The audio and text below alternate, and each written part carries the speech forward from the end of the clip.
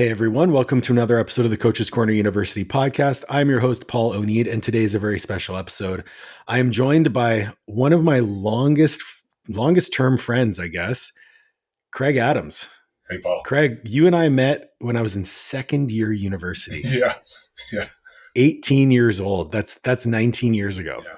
Well, technically, we actually met in high school playing basketball against each other. But that was not in the same formal sense as actually getting to know each other. So yes, but it's basically been 22 years, I guess, on my give or take, that we've known each other, and it's interesting because you moved away and I've been all around the world and stuff as well, and yet we continually find each other in the in each other's sphere again. Yeah, absolutely. And you're someone who I think our mindsets always resonate with one another, and we align on a lot of different things. And I'd really love to dive into the things that you've done in the industry, because we talked a little bit before we started about, we met, like formally we met. You were the manager of the Popeyes that I worked at. For the American audience, that is the supplement store Popeyes and not Popeyes chicken.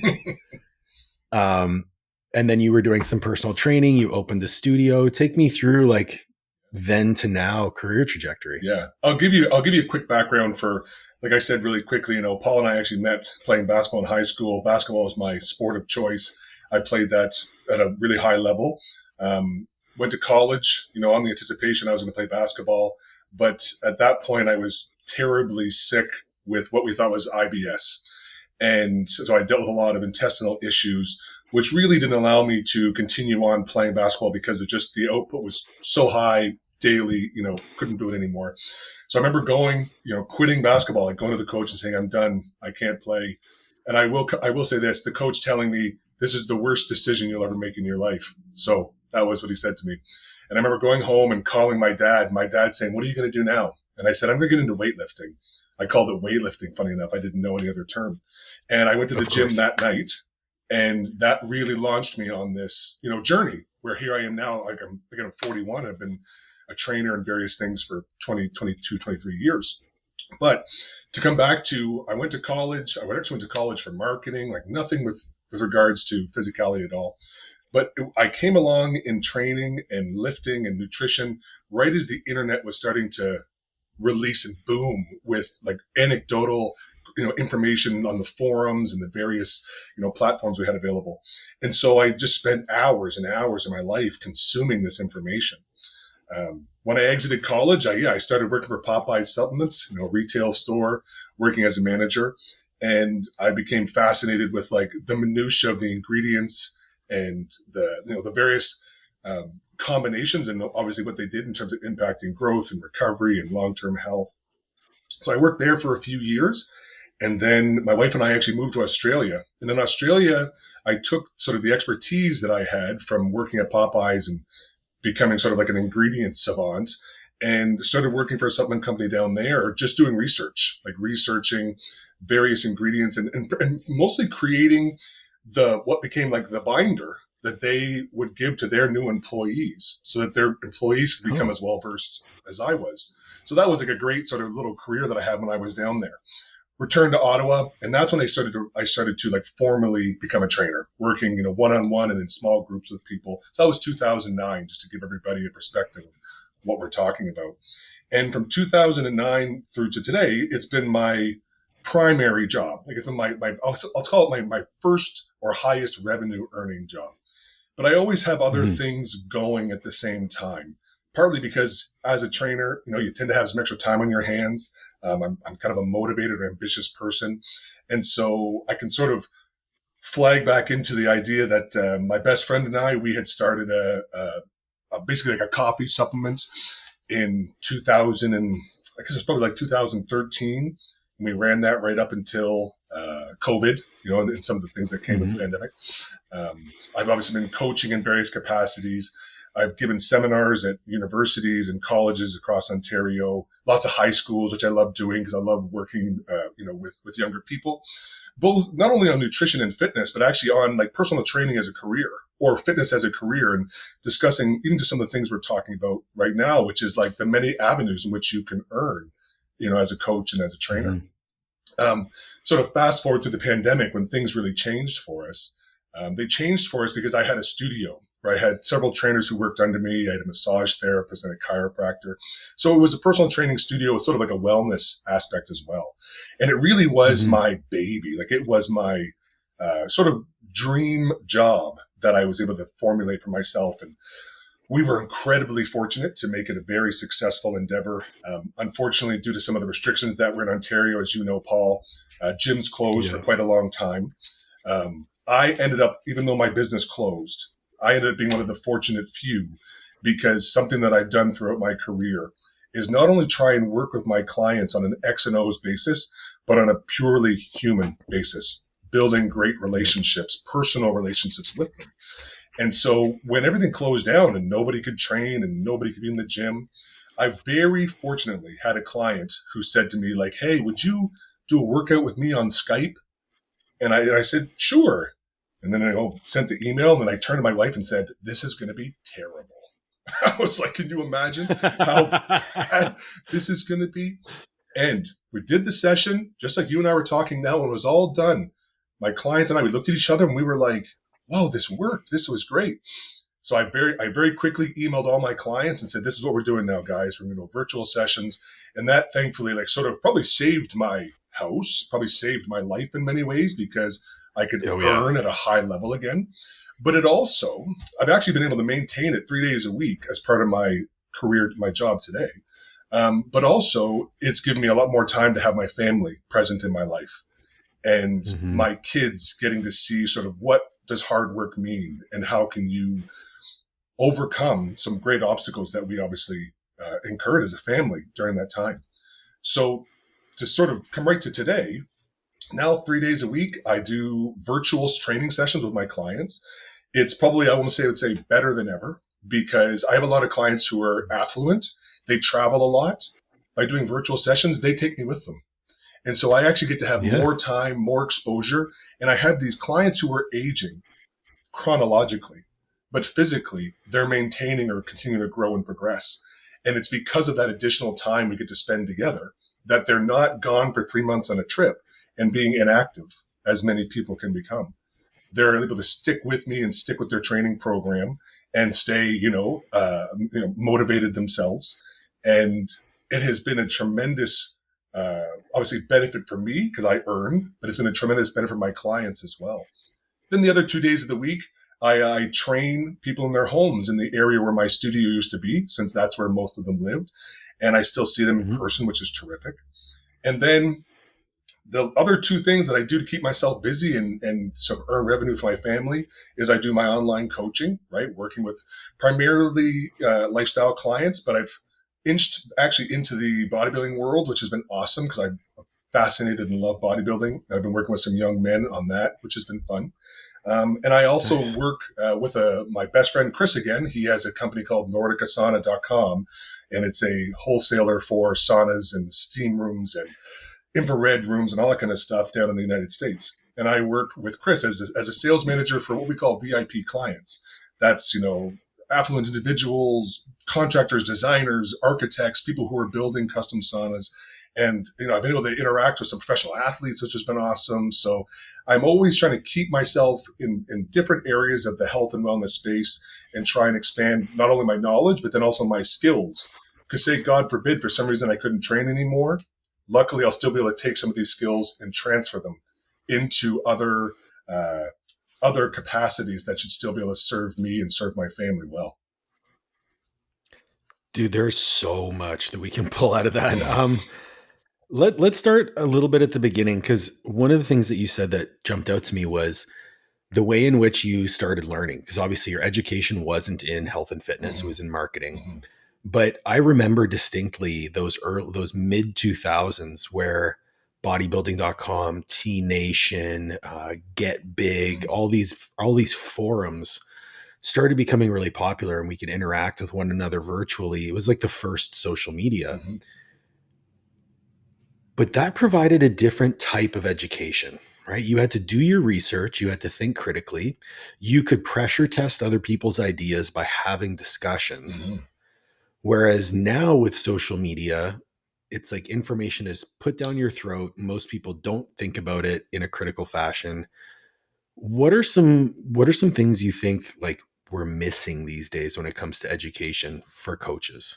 I actually genuinely think some of it is, we'll call it about getting back to the basics. So when I think of like where the foundation of my education was at the Popeyes, like I was saying, and I'd pull a product off the shelf and I would look at an ingredient and I'd immediately go to bodymy.com or whatever sort of search engine had information on it, and I would learn about that singular ingredient. And I would use that as a ladder to see then how does this ingredient interact with that ingredient and so on and so forth. If I was to move it into the coaching realm, I think we need to be doing the same thing when we're talking about individuals and really dissecting the people we're working with down to their individual ingredients to really determine like what are some of the factors that are in their life currently or perhaps in their past that are so greatly impacting their physical or their mental health today. And I think that with some of the individuals that I work with, since they tend to be kind of like high level executives, judges, lawyers, those sorts of people, they almost all have a common thread, which is these are type A people almost all the time. Hmm. They have been driven and ambitious their whole life. But in doing so, they had to put up blinders. And then what I try and do with my experience is actually try and expose them to some of the things they've been blind to that are causing either the Mm. weight issues or the muscle loss issues or the weakness issues, the pain issues that they're suffering from. So it's not to me just about prescribing, the exercises or prescribing the diet protocols. It's about trying to help my clients better understand like their place in where they've put themselves, like how they're responsible for this and how we can take that. And now that they're responsible for it, and hopefully they're acknowledging that, we take that acknowledgement and that responsibility and we push it forward, right? We go, okay, great. We've now acknowledged it, right? I have a problem and here's the solution. And so it helps clients better become more adherent, like they adhere better to their whatever the solution protocol is we put together for them by having them acknowledge, like, hey, this is why I'm here. So every time that I Mm. can get them to acknowledge this is why I'm here, it's sort of helping them to clasp better onto how the solution is going to work for them versus presenting a solution and letting them run with it, just continually blindly following it. So if I could like summarize, Mm-hmm. it's not so much about having the information, it's more about how you apply it to the individual and allow them to internalize it. Yeah. And Yeah, if I can cuz interrupt you there real quick, I also, just to yeah, come of back to course. the beginning, and that's why I think it's important for us as people who are educators, for ourselves to go back to the beginning and learn about the basics of the person, their psychology. Like it might be because we're meeting them where they are, right? We are meeting them where they are, Yeah. that term. But that doesn't mean that where they are has anything to do with actually where they are today. And we could probably use this Mm. from a bodybuilding perspective. We know that certain people trained in a very specific way to get the body to where it is. And now they train differently to maintain that body shape, that size. And Nick Walker is a good example of that. We know he trained a little differently than he does today. John Jewett. And by saying that, if we were to look at just John Jewett today, well, we would think, well, this is the way to look like John Jewett. And we know that that's not the case. And so when I get a Mhm. regular client in front of me and I'm looking at them, meeting them where they are, I know that whatever they're doing today is actually not realistically the reason that they're there. We have to find what caused, maybe the mess that's in front of us, right? Yeah.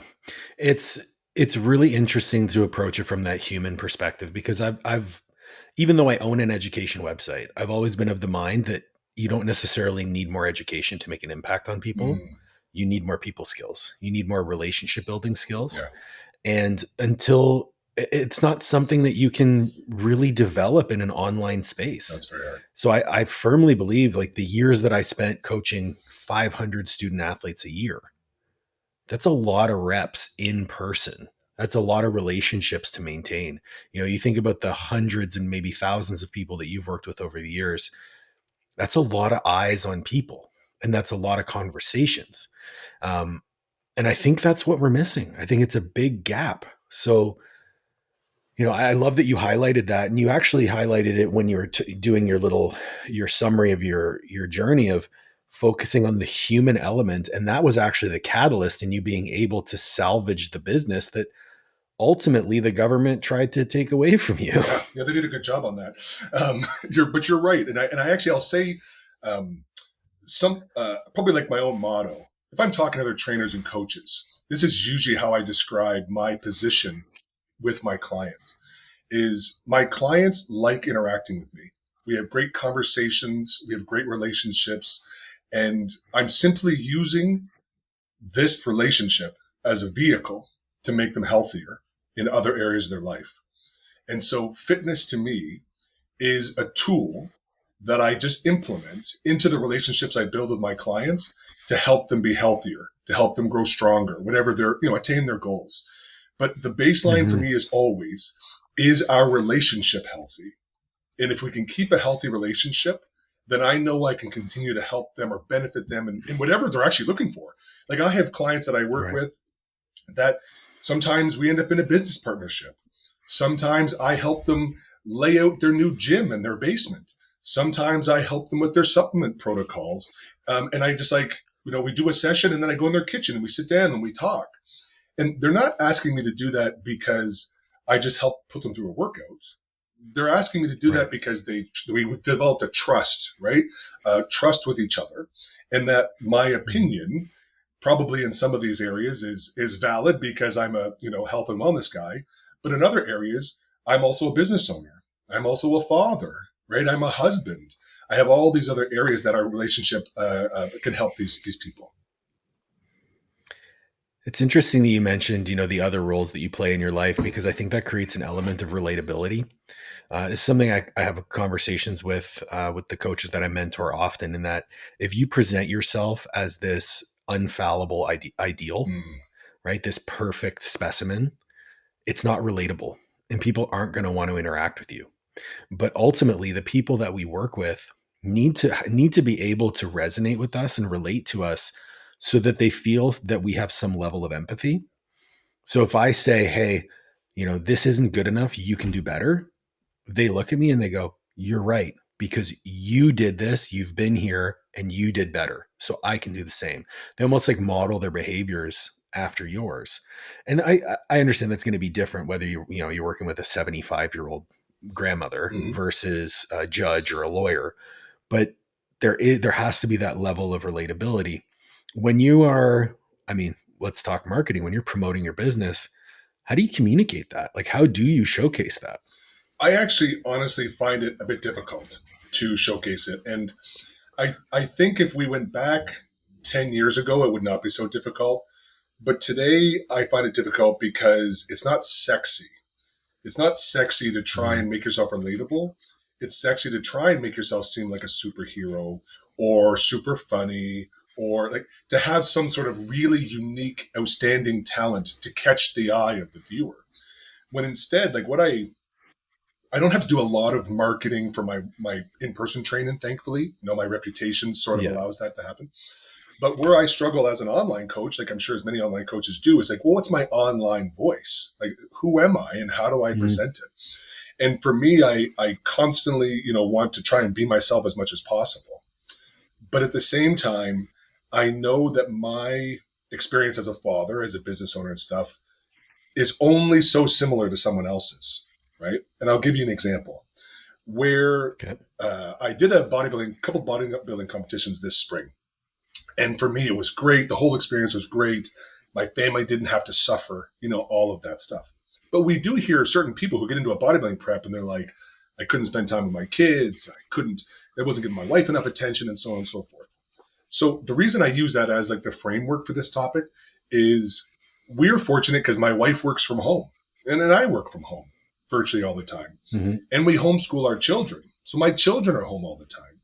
So when I'm going to do my bodybuilding prep, which means I have to just, get on the treadmill for 45 minutes, and at another time of the day I've got to lift weights for an hour.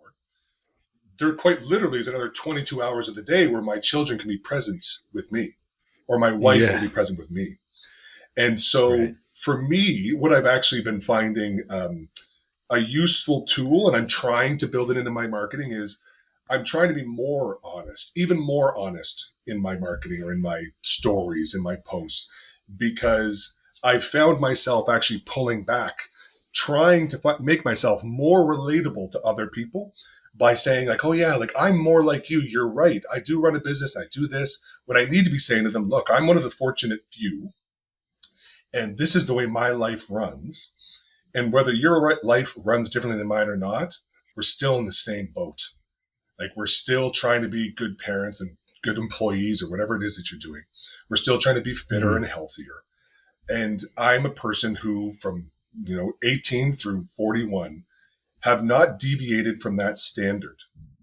And so my point being that if you're talking about someone who's wealthy, and we talk about like trying to mimic or uh, try and if you want to be more wealthy, you might look at what a wealthy person does to try and become like them. I've always been the kind of person, well, I've always been technically kind of healthy, always exercising, eating well, making it my priority. And I'm asking people, follow along with me. I haven't yet found the sort of obstacle in my life that I can't overcome that forces me to have to deviate from my health and wellness and family and so on. So for me, I'm like, follow along on my journey, follow along with me, because you're not going to see me collapse. I should have collapsed in 2020. I should have collapsed when my Mhm. business was stolen from me. And it was very hard. I won't deny, very hard. But I worked out more. I spent more time with my family. I got some mental health help, which I required at that time. But no matter what, I didn't deviate from what was important to me. And I guess I'm long winding this answer, Paul. I'm sorry. But my, It's my perfect. It's perfect. point is primarily I'm not a fan of the people who are following the rocket ship marketing specialist who doesn't have like the longevity to show that they can do this themselves long term, that they can actually help a person also achieve the long term success. Like someone who gets rich off crypto should not be the kind of person that you go for financial advice. That's to me the person. I'm Go ahead, sorry. yes, 100%. It like that to me is I call it showing your receipts. Mm, So like you have to show evidence that you can provide results and ultimately you are your first client. mm, So if you can't get results for yourself, how are you going to get results for somebody else? The whole like your body is your business card. mm. I wholeheartedly agree with Me that. too. I recorded a post recently that was like, do you have to be jacked and strong to help other people get jacked and strong? And ultimately the answer is no. But you're not going to go to a bank and ask for a loan and say, hey, I promise I can do this. No, you're going to show them a business plan and you're going to do your market research and you're going to show them the evidence that you can earn back the money and pay the bank. That's right.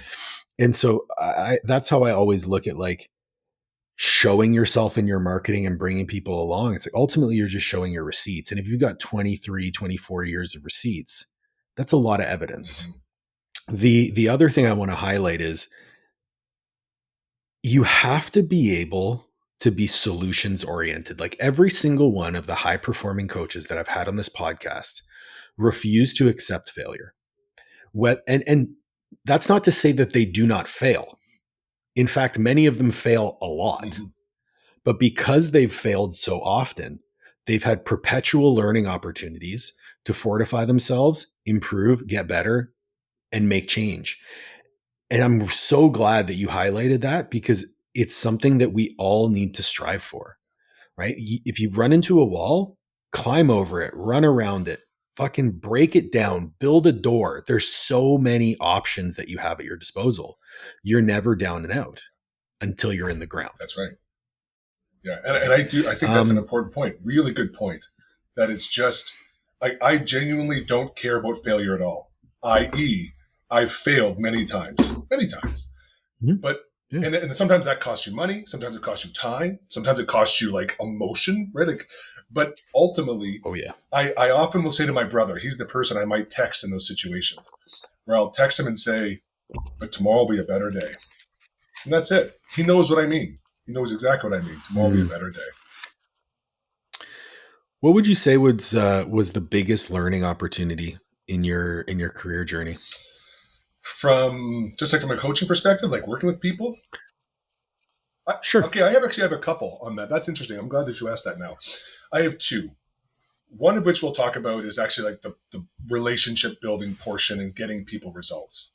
So with that, when I first started training and coaching, um, I was working in like small groups, right? So like you're like you with the students, you know, you're kind of inundated with lots of Hmm. personalities and individuals, and that was actually great for me because it forced me to really exhibit my personality. I think at its premium, at its highest. And so I could be speaking with one person, we're having a conversation on something, bang, bang, bang, bang, and then I'm over to the other person, and I'm having an entirely separate conversation and making them feel whole and good and giving them their workouts.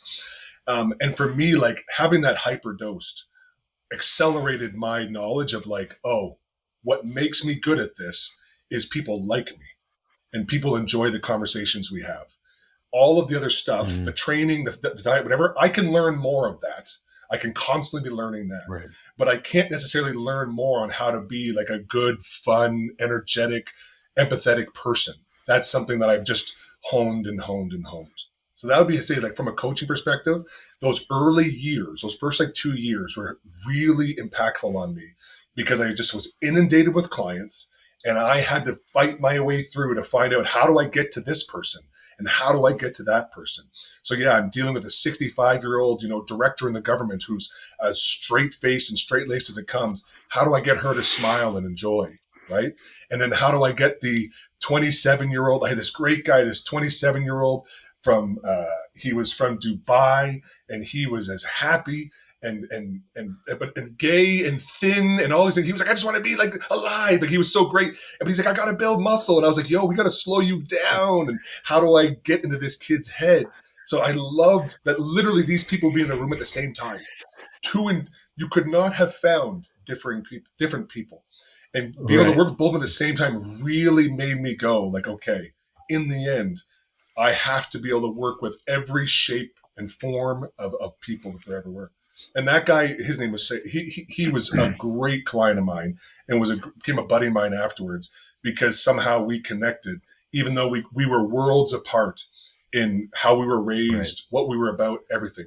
But on an emotional level, we were able to connect, and we would talk to this day, which is awesome. Okay, so that's the coaching portion. The second Yeah. portion we'll talk about is the marketing portion. The biggest mistake I ever made was, and that's what helped me learn. Sorry, biggest mistake I ever made was I got to work with a burgeoning celebrity in 2007. She was getting ready for a movie, and she was in Ottawa shooting a movie. So she was getting ready for a much bigger movie, I should say. So for 6 weeks, she trained every day with me, and we had built a great relationship. And you know, I got her good results, like the best we could given some of her circumstances. And Right. at the end of it all, she was like, "Hey, like, would you train me again if I needed this again?" And I was like, "Yeah, you Mhm. tell me where, I'll come." And I didn't continue to nurture that relationship because I didn't want to feel like I was going to be a burden on her because I'm sure her time would be thin and lots of people requiring her time. And in doing so, I lost that relationship and lost what might have been a Mm, tremendous career opportunity because of my own insecurities. I allowed an insecurity that she did not bestow upon me. She did not tell me, Craig, don't message me. She didn't say, Craig, don't email me. I took on that weight and ultimately lost what probably was a great opportunity. So ever since then, I've had a motto. One of my mottos has been get out of the car. The answer is if you pull up to the side of the road and there's somebody there and they're like, hey, you know, it's good to see you. Like, oh, get out of the car and go shake their hand. Go say hi to them, talk to them. You don't know what sort of relationship, what sort of interaction could build from that. And so for me, it's always get out of the car. The car is parked, get out of the car. Go and do what you're supposed to do. Don't let fear or anxiety or nervousness stop you from creating what could be an incredible relationship in your life. And so I've just done that ever since. I love that because I've always looked at like I think every coach or every I mean person deals with that in some capacity when they're trying to sell something. Mm-hmm. But I've always looked at sales as a service. Mm-hmm. So I can't help you unless I sell you something. And that doesn't mean that I don't give away information for free or don't give away my time. Like I spend hours every month on calls with coaches just trying to help. And I don't get paid for these calls, but that's my opportunity to nurture relationships. And when you look at it like that, you no longer see it as, oh, I don't want to bother them. You look at it as, I can't help them if I don't reach out. Totally. And so, one of my strategies that I implement and that I have all the coaches that I work with implement, I call it watering your garden. So, every week you have to email 10 people from your network and just check in with them. And it could be emails, it could be text messages, it could be DMs, whatever. You just have to nurture 10 connections.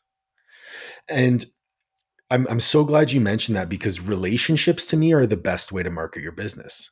Because the people that form relationships with you are the ones that stay the longest.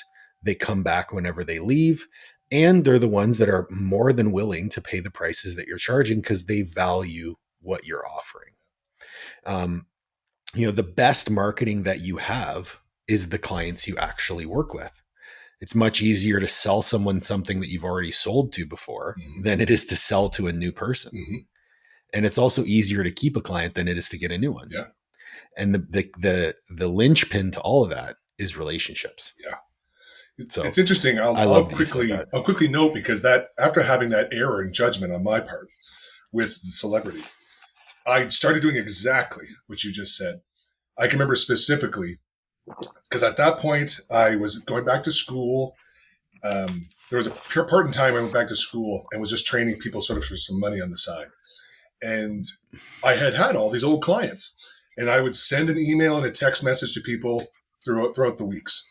And one client, at least once a month, we would have coffee. I'd email to say, hey, because he went to a local coffee shop, and we had Mm-hmm. coffee for probably 2 years before he became a client.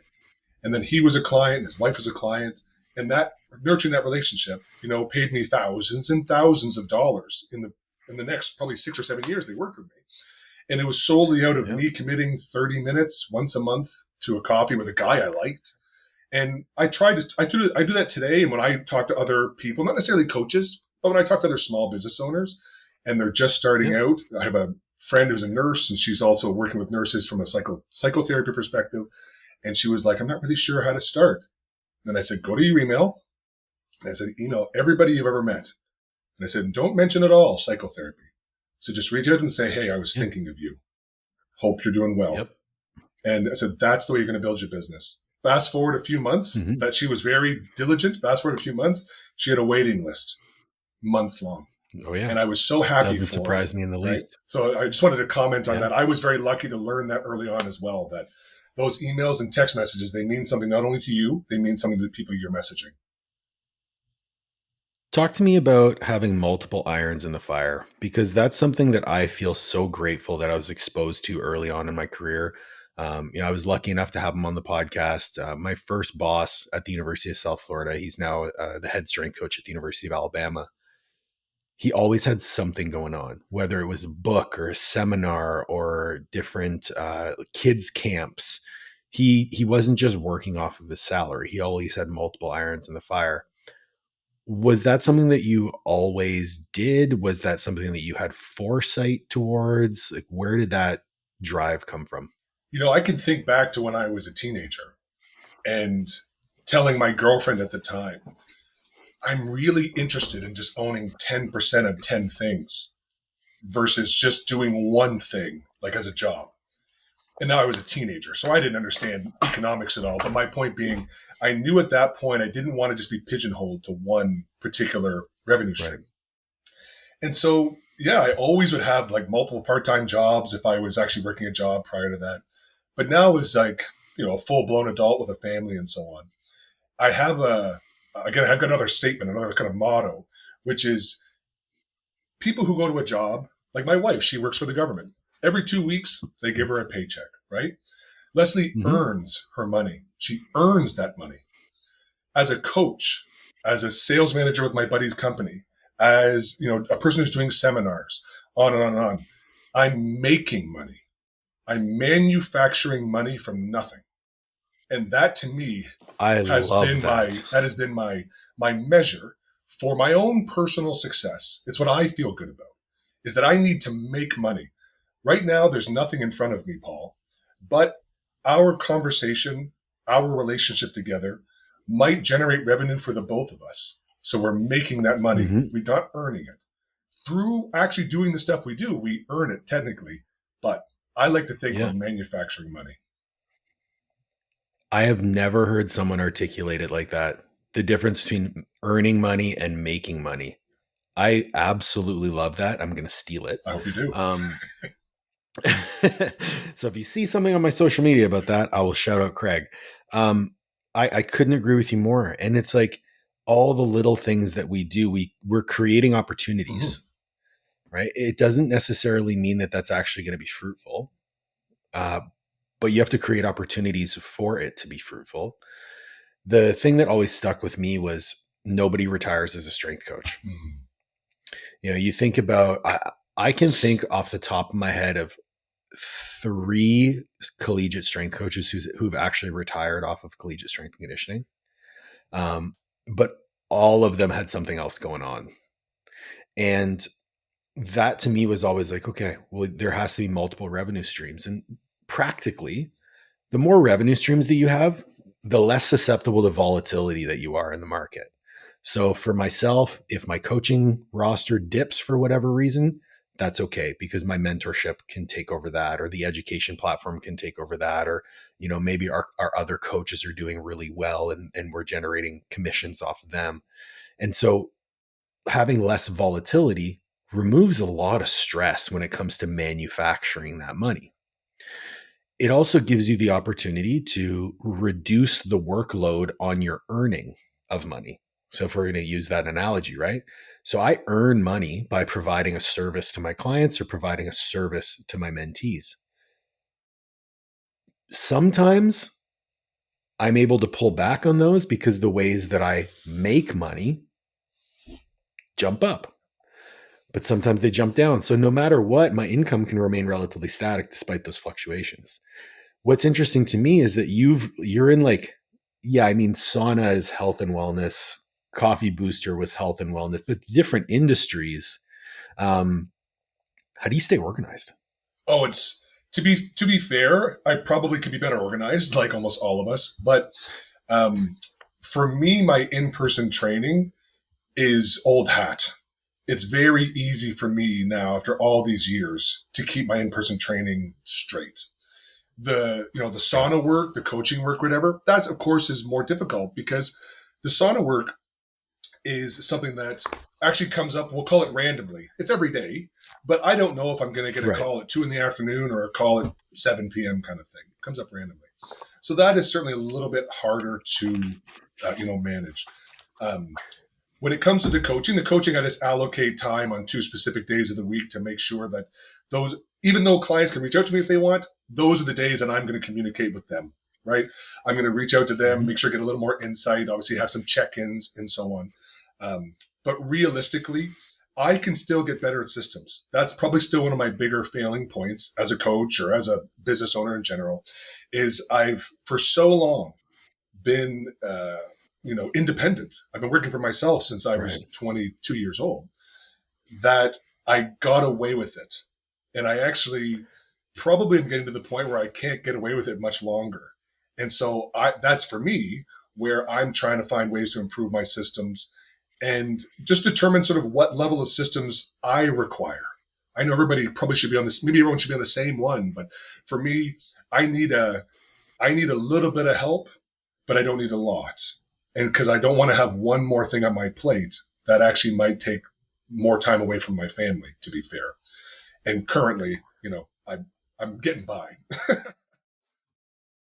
How careful are you about saying yes and saying no? I'm a big no person.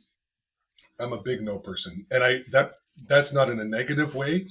I'm a bit my one another motto of mine. This is going to be people could probably have a drinking game on the amount of times that I'm going to say motto. But another thing that I live by is if it's not a hell yes, it's a no.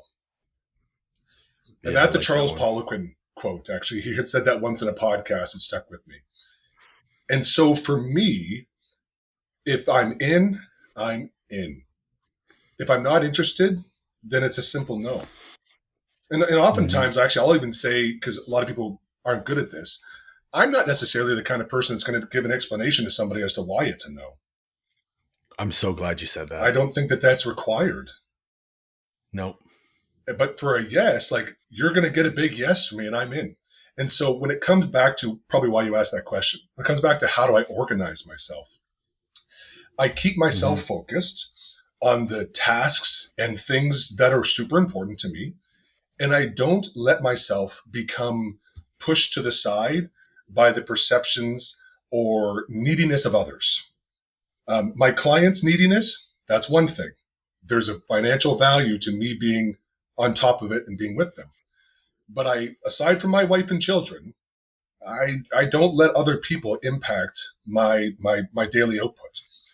And that to me, luckily, has paid off. But it's also luckily paid off because I've got this circle of friends and family who support me fully and understand that, like, Mm. hey, it's Easter, and Craig's not going to eat the same meal as us because Craig's going to compete soon, and nobody says a word because why should Craig have to eat the same as us? He's here and he's present. And that's Hmm. sort of to come back to the coaching for a second. That's something that I try and work with a lot of people on is understanding that like your feelings and what you want matter. They are valid. They are no less valid than the person who wants you to eat the cake with them on their son's birthday, but you don't have to eat the cake. If your goal like is I need to be in shape for the 31st of July and it's July 9th. That's Mm. you're okay to say no to that. But that doesn't mean that you're not giving respect to your relationship with that person. You're not like none of that. You have to feel once come back confidence. You have to feel the confidence that like what Mm. I want is valid and my goals and life ambitions are true. And our connection as a friend or a family is not lessened by my participation or lack thereof in the event. And that's been a It's big the part for virtue. me. It's the virtue of selfishness. Mm-hmm. Yeah. I'm a big believer that selfishness is required in order to be happy. Right? No one is going to put you first except you. Um, and when even in speaking with my wife, I know for a fact that she puts herself first in her life, and the expectation is that I put myself first, and we do that so that we can be there for each other. And you know, that calls into question the conversation about boundaries. Having clear boundaries on what your values are and what's important to you, being able to say no without a validation, and commanding the respect of the individual beside you. Like I would much rather, and I do this all that, like I'm prepping for a show right now. So if I was in Canada and I was close to my family, and we don't have anyone here, so it's literally just us. But even so I was traveling to coach clients at meets and shows the last couple of weeks. I went out to dinner with every single one of those clients. I ate my food before. I hammered Coke Zero while I was sitting at the table. I was still present. I was still engaged, making jokes, having conversations, forming relationships. That had nothing to do with the food. And they respected my decision because I put my goals first. Yeah. And it's something that, if we transition into something that I think is going to be really valuable to talk about, is that has to be part of the conversation when you're dealing with high performing clients, right? When you're dealing with those lawyers, those doctors, those entrepreneurs, because a large portion of my roster now is those people, again, because I am that person, right? Your roster is going to mimic who you are and what you do. You being the example of that, talk to me a little bit about how you have those conversations with those high performing clients, and how you allow them to feel more confident in their decision making. I actually find and again, maybe your experience is similar. A lot of people that are high performing exhibit or they put out a mask that they're very confident. And very rarely do I find they're as confident behind the mask. And so Oh yeah. what I generally try and do with those individuals is firstly build up their confidence. Because 9 times out of 10, I'm hella impressed by them and what they've accomplished in their life in comparison to my life. Like I'm just comparing it to my own. And try and show them like the significance of what they've done. I've also tried and show them the significance of what has it has done to, in terms of like an impact on their life. Right? Sometimes it can be physical, mental. Sometimes it can be familial. And I try and use that space as a way to show them how they can use nutrition, fitness, wellness overall as the controllable to give them the Mm, confidence in themselves, right? That they're not just, hey, I'm brand name X, I'm Dr. Y. Like that I am Paul, and I now exercise 3 days a week, and I ride my bike to work, and I don't drink wine anymore. And I did those things myself.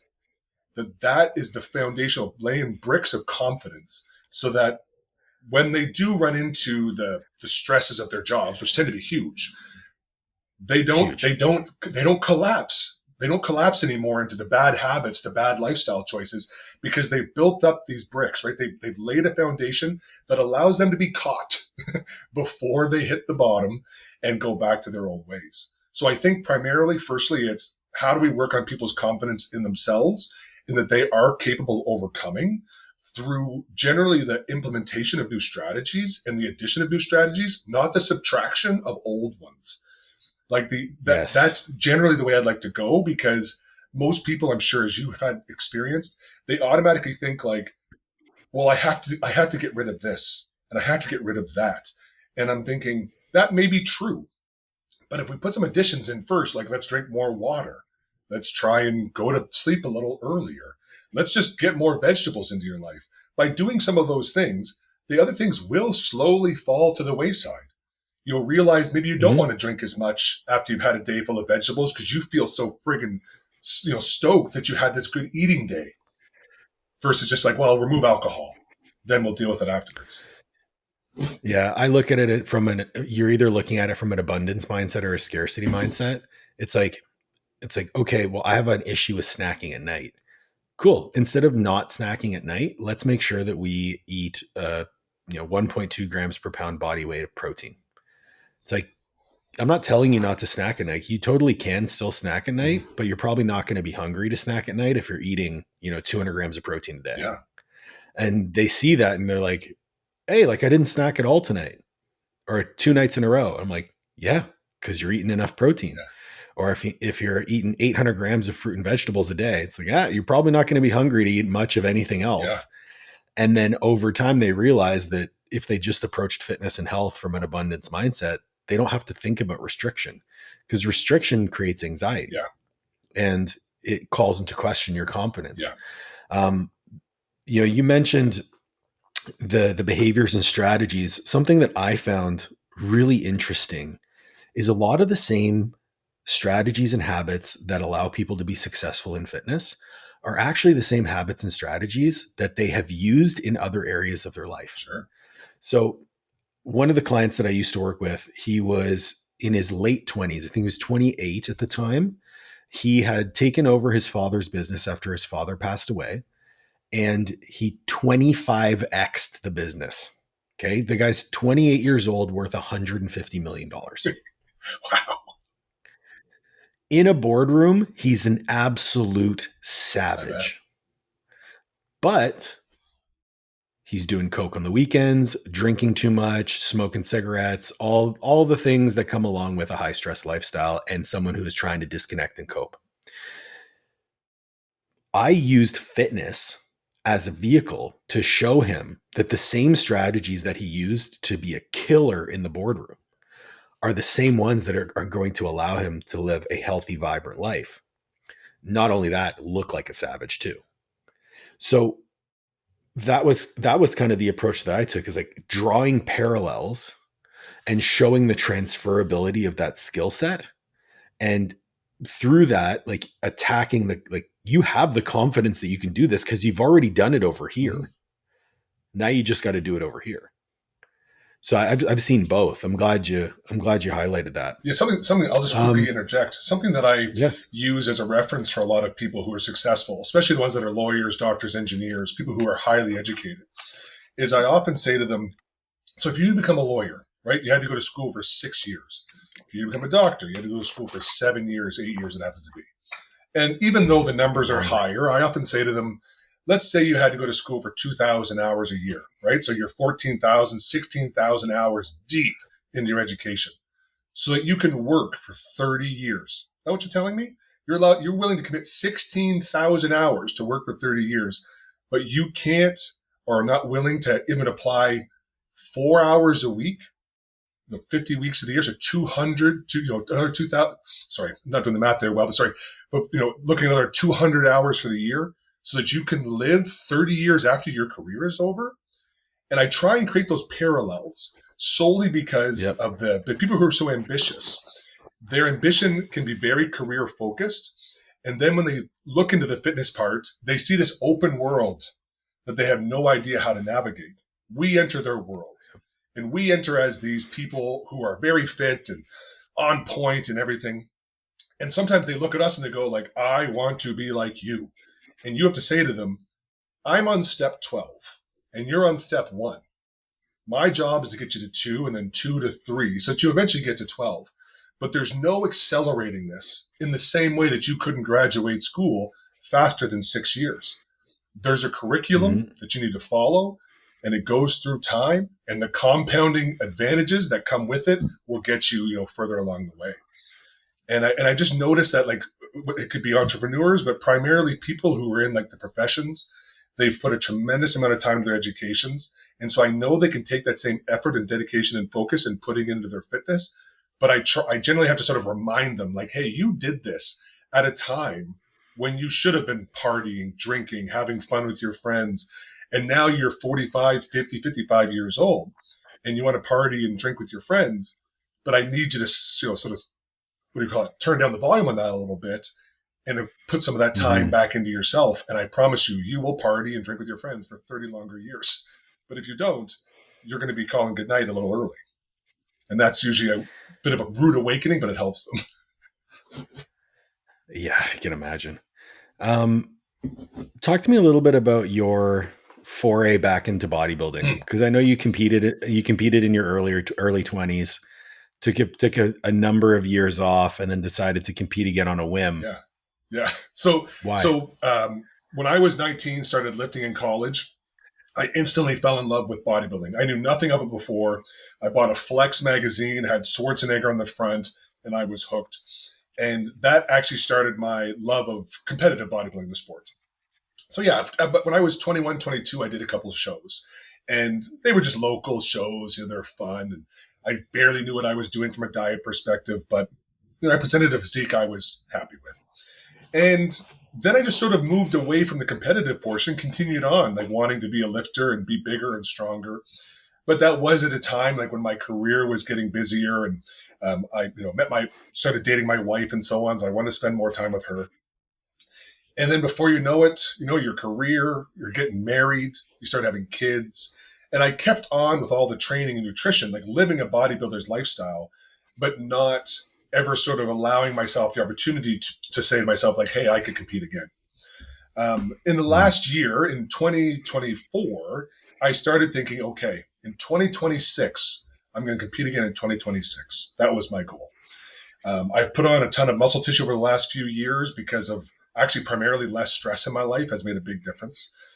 Since the studio closed and my work changed, that less stress made a huge difference in my growth capacity and my ability to recover. So I put on a bunch of For muscle sure. tissue, and then my wife and I were going to Florida this past March for like a little a little honeymoon, right? A couple just get away for a few days. Hmm. So in advance of that, I Hell was like, yeah. oh, I'll get in shape. I'll get in shape. I'll diet down because I think it's good to diet once a year at least, just for insulin sensitivity perspectives, overall health. And For sure. so at Christmas, I remember it was Boxing Day. I started dieting. We were going to Florida March 27th, so I gave myself basically three months and change to diet down. And about a week or so before we left, it had been going so easy, and I was getting so like lean that I just said to my wife, like, I think I might compete again. And so we're talking like I haven't competed in 20 years. She was there when I competed Hmm. in the first time. And the beautiful thing about my wife is she instantly just said, that's a good idea. You should do that. And I was like, great, like I didn't think she'd say no. But there was a show Yeah. about 7 weeks after Florida. And so I said to her, okay, when we go to Florida, I'm not going to diet. I'm going to eat like my normal diet, which is the same food, but just in more quantity. And I said, when I come Right. back from Florida, if I'm still feeling like I want to do it, I'm going to do it. And for the 4 days in Florida, that poor girl had to listen to me talk about bodybuilding the whole time. So before we even got home, I was like, clearly I'm going to do this. And I just like, Yeah. so I give myself 7 weeks of a proper prep, is what I ended up doing. And it was everything I hoped it would be. Number one, physically, I was capable of doing it. I didn't have any like, injuries or illnesses pop up. My body responded amazingly. The strategies that I wanted to test out worked, like they weren't perfect, of Yeah. course, right? I need to hone them further, but they worked. And throughout the time, I was confident that my physique was really good for a 40-year-old. Like I was going to be above average. So I was just using everything as like a data and knowledge and generation for myself. Competed in the regional, won my spot in the regional, which then qualified me for the pro qualifier, which was a couple weeks later.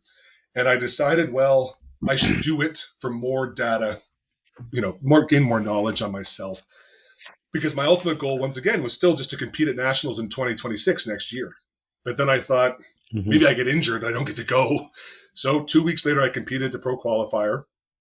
And I don't know how you felt at your show that you did previously, but here I am in the backstage, and I wasn't lacking confidence, but I was thinking, oof, there's a lot of nice physiques back here, and I don't know if I fit in. Like I don't know if I'm kind of where I need to be.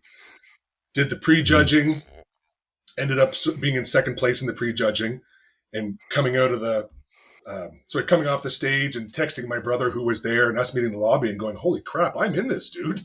Like I was not expecting this at all. I'm just a guy who works out in his shed at home. Like this was really Yeah. surprising. And um, to talk maybe less about the bodybuilding, but more about what I gained from it was in the evening show in the finals. So we're standing backstage with the other guys who I'm competing against. And the guy who I assume is going to be the winner, like he just looks great. He looks over to me and he says, how do you think you did this morning? And I just said, oh man, I don't know. Like, I'm not really sure. And he said, no, like, well, where were you positioned? And we go back and forth. And I said, well, I think I'm in second or third. And he said, you could win this.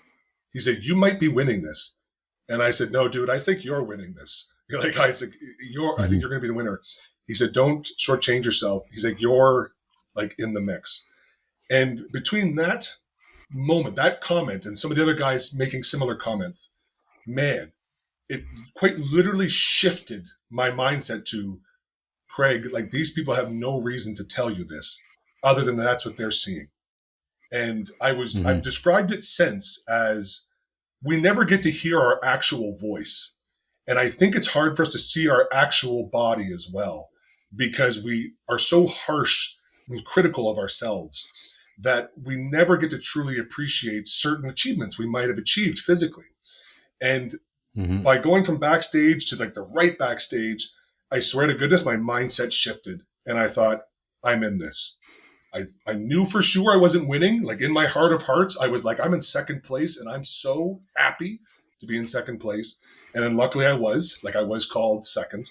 And I left there Hmm. thinking, good. I know what I need to do now. And I have one more year to be in first place.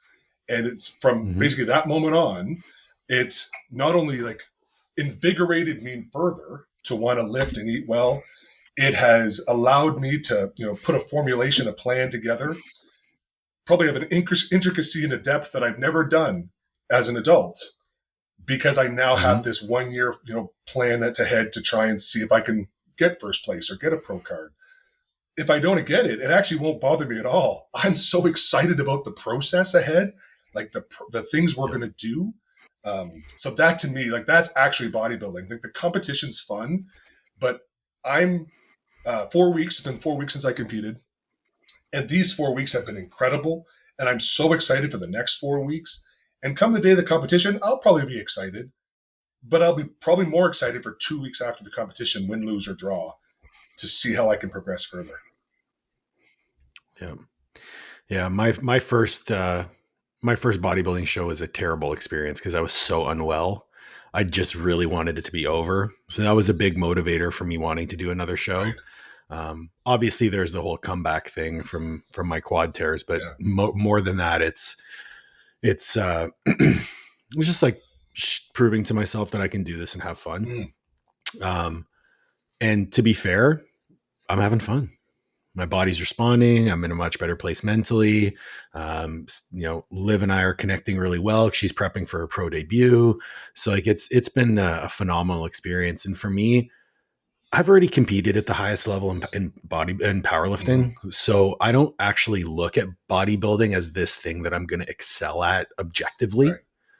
Like I'm built like a hotel mini fridge. Like I'm just a square. So so the thought of me being like, oh, I'm going to go get a pro card, it's not about that for me. It's exactly what you're describing. It's just, nope, it's a process of personal development through a physical avenue that I can use to improve myself as a human. That's it. So I'm entrenched in the process, doing the stuff, checking the boxes.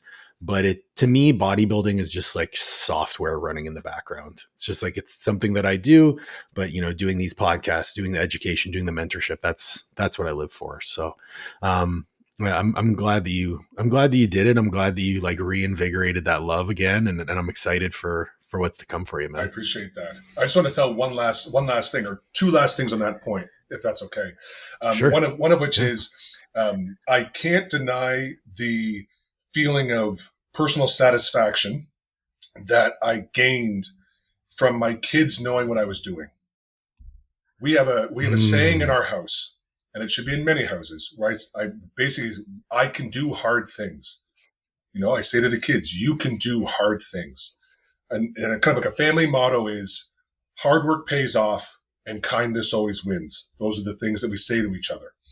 And so for I me as love an that. adult, obviously kids know we work jobs, but kids can't understand Yeah. work. They don't understand that. But what they can understand is like, Right. hey, like daddy's putting in all this extra time and daddy's doing this extra thing because he loves it. Not because somebody's telling him to do it or that he has to do it. It's because he loves it. And so sometimes doing things we love can be hard, right? When you go to baseball practice and you strike out 10 times in a row, but you love baseball, Mm-hmm. sometimes baseball is hard. And so for me, like I'm trying to or hoping to show my children that as adults, we too can overcome in a public fashion, in an open fashion. And I know that Mm-hmm. for kids, because of course you have parents and I have parents, we don't necessarily get to see our parents fail or even actually necessarily try hard because we're not always present in those moments. And I know that for Right. my own kids, because we're lucky that they're around so much, I want them to see that. And the second thing I I want love to I that. want to make is or a point I want to make. There's lots of coaches who hopefully are going to watch this, right? And they might be 25, they might be 40, like I am, they might be 50. Is my dad was a super important figure in my life, as most dads are, to be fair. But I had a great dad, and he Mm. was always incredibly supportive of all of our like physical endeavors and activities that we did.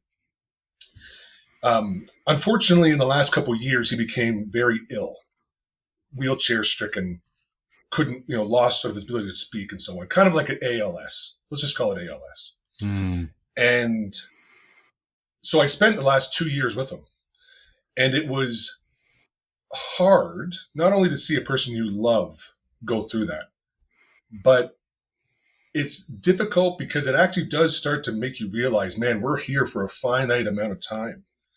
And I may not be as physically well as I might hope I can be late into my life.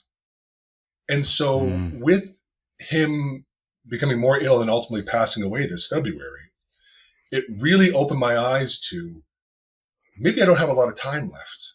And if there are things that I need to accomplish or want to accomplish or need to participate in, I better get my ass moving. Mm-hmm. And so, because I've already been a fortunate person in that I was able to marry the love of my life young, have children young, that now I'm heading into my 40s.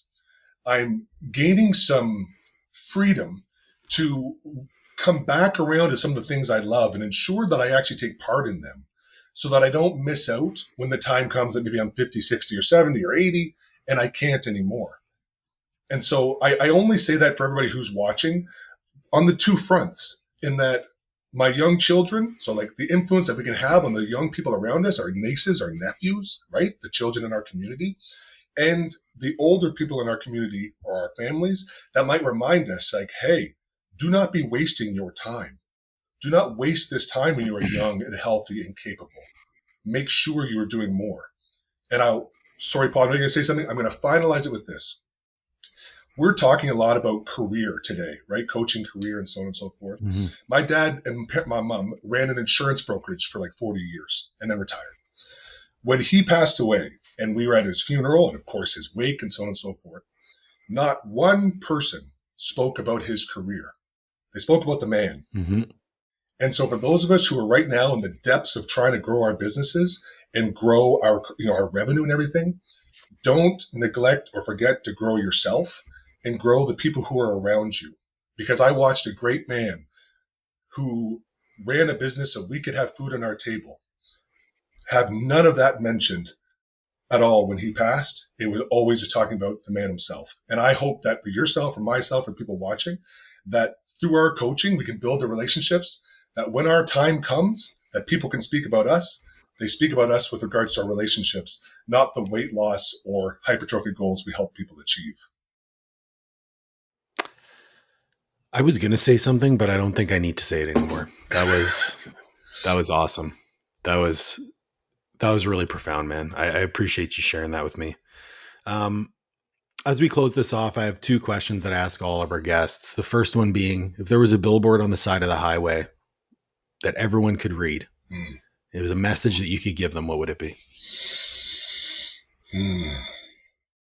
You've had a lot of mottos on this one, so you got to pick one. The one that I choose is the core family value that we have, which is hard work pays off and kindness always wins.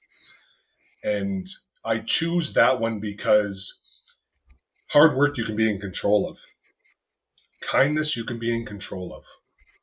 And at the end of the day, whether that kindness is reciprocated back to you or not, does not need to deter you from continuing to work hard and be kind. And so I would say that that's my billboard choice: is hard work pays off and kindness always wins. I love it. The last question is, if there was someone that you'd like to see me interview on the podcast, who would it be? But the caveat is that you have to help me get them on the podcast. Okay. Honestly, when it comes to the entrepreneurship side of your podcast, I would nominate my best friend, Chris Tester. I say that because his whole career actually has been working primarily at various startups. And then when he removed from startups, he started working on his own in these entrepreneurial endeavors. And so he's always been in some way associated with independent business growth. And his latest endeavor, this NordicAsana.com, is one of the most fascinating stories in terms of development to growth, to the growth curve, to where he's headed in the future. Like literally, I can already see like where he's headed in the future. And for primarily one guy to pull this off is astronomically amazing. And it's not just because he's my best friend that I'm saying that. Like legitimately, it's a very interesting he's an story. Amazing human being. He's the nicest. He's also kindness personified. He is a tremendous person. Oh, yeah. And so I would say him, and I could very easily get him to come on your podcast. Yeah. Craig, thank you so much for joining me today. I'll have links to where everyone can find you in the show notes, but this was really, really amazing. Thank you. Thank you, Paul. I really appreciate it as well. My pleasure. Everyone, please make sure to like, share, subscribe, ring the bell for notifications, and we'll catch you on the next one.